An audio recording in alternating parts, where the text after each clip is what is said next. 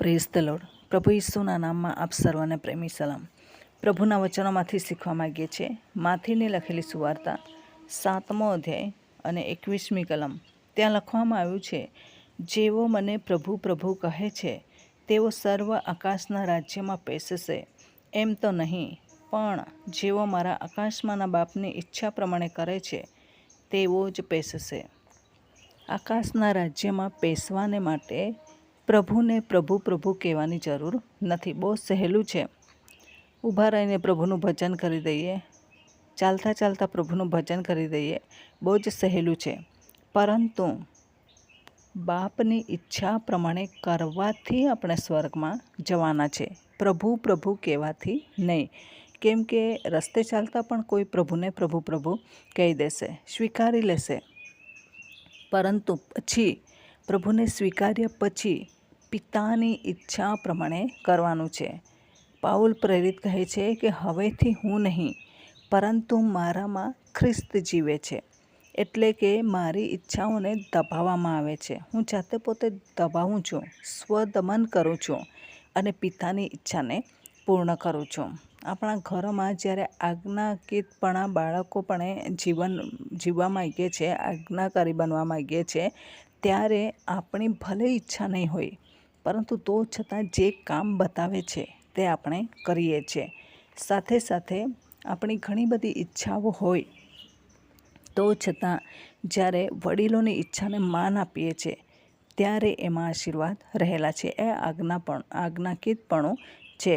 તો એવી રીતના પિતાની પણ આજ્ઞાઓ છે, એવી રીતના પિતાની પણ ઈચ્છાઓ છે. શા માટે? આપણી બરબાદીને માટે નહીં.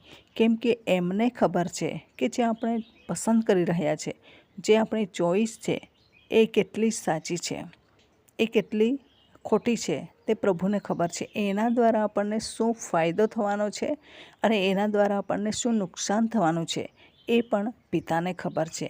અને આપણે એમના ઈચ્છા કેમ પૂરી કરાવે છે?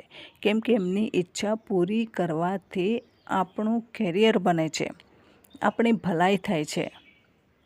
એટલા માટે એ પ્રભુ એમની ઈચ્છાને પૂરી કરાવે છે. ઘણા બધા નાના બાળકો હોય, આમ નહીં કરો, તેમ કરવા માટે એ લોકો રાજી હોતા નથી. પણ આપણને ખબર છે કે આવું કરશે તો એમના જીવનમાં ખતરો છે. દાખલા તરીકે જ્યારે અભ્યાસ કરતા બાળકો હોય છે, ભણતા બાળકો હોય છે, તો એ લોકોને ઊંઘ પ્રિય હોય કે આટલા વાગે ઊંઘી જવાનું. પણ દરરોજ તમે આટલા વાગે ઊંઘો તો પછી પરીક્ષાના દિવસે તમે શું મોડે કરીને લખવાના છો? અને પરીક્ષાના દિવસોમાં આટલા વિષયો એક જ દિવસમાં તમે આખી રાત જાગશો તો પણ તમારાથી મોડે થવાના નથી. એટલે એમની ભલાઈ શેમાં છે તે આપણને ખબર છે. ને તમને ઊંઘ આવે તો પણ એક પ્રશ્ન મોડે કરો, અને એ પ્રમાણે મોડે કર્યા પછી તમે ઊંઘી જાઓ. એ લોકોને કંટ્રોલ કરાવતા આપણે જ્યારે શીખીએ છીએ ત્યારે ધીમે ધીમે એમના માટે સરળ છે, આપણા માટે નથી સરળ, અને આપણા માટે ઉપયોગી નથી, એમના માટે જ ઉપયોગી છે. એવી રીતના પિતાને ઉપયોગી નથી અમુક બાબતો, પરંતુ આપણાને ફાયદાકારક છે. એટલા માટે જબરદસ્તી પણ ઘણી વખત એમની ઈચ્છા પૂરી કરાવે છે. તો આ વચનમાં લખવામાં આવ્યું છે કે પ્રભુ પ્રભુ કહેનારા ઘણા બધા છે. હર કોઈ વ્યક્તિ રસ્તે ચાલતા પ્રભુ કહીને ઈશ્વર બનાવી લે છે, પરંતુ પછીની જે પ્રક્રિયા છે, એમના બાળકો થઈને, આજ્ઞાકીત બાળકો થઈને ચાલવું એ ઘણું અઘરું છે. જે પ્રેમ રાખે છે એમના માટે અઘરું નથી, પરંતુ ઘણા બધાને અઘરું થઈ પડે છે. કેમ કે જગતમાં બી પગ રાખવો છે અને આ બાજુ પણ પગ રાખવો છે.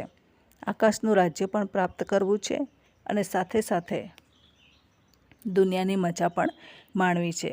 દુનિયાના મિત્રોને પણ સાથે રાખવા છે અને ત્યાં ભક્તિભાવ રીતે ચાલતા મિત્રો પણ રાખવા છે.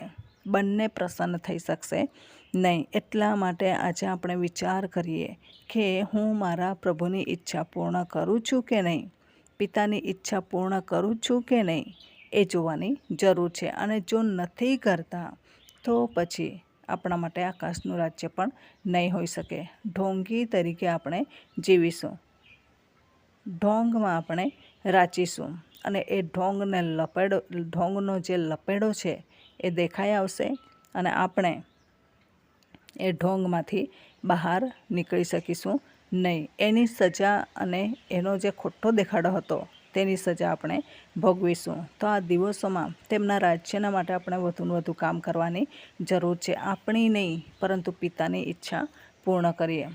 ગીતશાસ્ત્રમાં લખવામાં આવ્યું છે કે તે તારા હૃદયની ઈચ્છાઓ પૂરી પાડશે અને તારા મનોરથો પૂરા કરવામાં આવશે. એ પ્રમાણે પ્રભુ આપણા મનોરથો પણ પૂરા કરે છે, પરંતુ એના પહેલાં એમના મનોરથો આપણે પૂરા કરવા રહ્યા ત્યારે આપણા ઓટોમેટિક મનોરથો પૂરા થાય છે. તો આ દિવસોમાં આપણે વિચાર કરીએ પ્રભુના મનોરથો કેટલા પૂરા કર્યા એ આપણે વિચારવાની જરૂર છે. જો હજુ સુધી પ્રભુના મનોરથો અધૂરા પડેલા છે તો આપણા મનોરથો પણ પૂરા નથી થવાના. આપણી ઈચ્છાઓ પણ એમની એમ રહેવાની છે. પિતાની ઈચ્છાઓ પૂરી કરીએ અને આપણી ઈચ્છાઓ પણ પૂરી થશે. તો આ દિવસોમાં તેમના રાજ્યને માટે આપણે કામ કરીએ. તેમના રાજ્યમાં જવું છે અને આકાશના રાજ્યમાં પેસવું છે તો પછી પિતાની ઈચ્છા કમ્પલસરી દરરોજ પૂર્ણ કરવી જ રહી. આપણી ઈચ્છાને મારી નાખીને પાઉલ પ્રેરિતની જેમ પ્રભુની ઈચ્છાને આપણે પૂર્ણ કરવી જ રહી અને એ પ્રમાણે કાર્ય કરીશું તો દિન પ્રતિદિન પ્રભુની ઈચ્છા પૂર્ણ કરવામાં આપણને રસ ઉત્પન્ન થશે.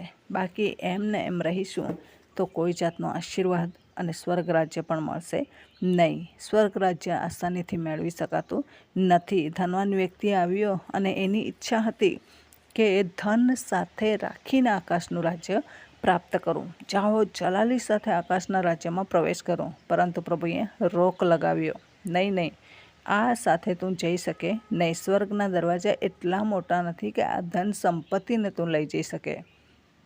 એ દુનિયાની છે અને દુનિયામાં વેચી દે. કેવી રીતના પ્રાપ્ત કરી છે મને નહીં ખબર, પરંતુ એ દુનિયામાં વેચી દે, વહેંચી દે અને પછી આકાશના રાજ્યમાં તું આવ, મારી પાછળ ચાલ. પણ પેલાને અઘરું પડી ગયું અને એણે સંપત્તિ નહીં છોડી, પિતાને છોડી દીધા, સ્વર્ગ રાજ્યથી બહાર રહ્યો અને આખી એમના જિંદગીમાં એ ફરીવાર પ્રભુની પાસે ગયો કે નહીં આપણે નહીં જાણીએ, પરંતુ સ્વર્ગ રાજ્ય એણે ગુમાવી દીધું સંપત્તિને લીધે. એમની ઈચ્છા હતી તે પ્રમાણે કર્યાથી આકાશનું રાજ્ય ગુમાવાઈ ગયું.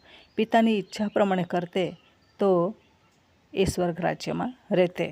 ઘણી વખત આપણી ઈચ્છા પૂર્ણ કરવા જઈએ છીએ તો સ્વર્ગ રાજ્યની બહાર હોઈએ છીએ. પિતાની ઈચ્છા પૂર્ણ કરીએ છીએ તો આકાશના રાજ્યમાં, સ્વર્ગ રાજ્યમાં રહીએ છીએ. સ્વર્ગ રાજ્યમાં રહેવાને માટે પિતાની ઈચ્છાઓ પૂર્ણ કરીએ. તો આ વચન પ્રમાણે જીવન જીવવા પ્રભુ આપણને સહાય કરે. વચનનો આશીર્વાદ પ્રભુ આપણને સર્વને પૂરો પાડે. આમેન. પ્રાર્થના કરીએ. પ્રેમાળ પરમેશ્વર પિતા, અમે તમારો આભાર માનીએ છીએ, તમારી સ્તુતિ કરીએ છીએ. તમામ શ્રોતાજનો ઉપર પ્રભુ તમારી રહેમની દ્રષ્ટિ રાખો અને વધુને વધુ તમારા મહેમાને માટે ઉપયોગી બનાવો. ખતરાઓમાંથી બચાવો. તમારી ઈચ્છાઓ તેઓ પૂર્ણ કરે. એમની ઈચ્છાઓને બાજુમાં મૂકે એવી કૃપા અમે માગીએ છીએ. તમારા ગૌરવાન અને પરાક્રમી હાથોની અંદર આ દરેક બાબતોને સોંપી દેતા પ્રાર્થના પ્રભુ ઈસુના મૂલ્યવાન નામની અંદર માગીએ છીએ. Amen. Thank you. Praise the lord. God bless you. Amen.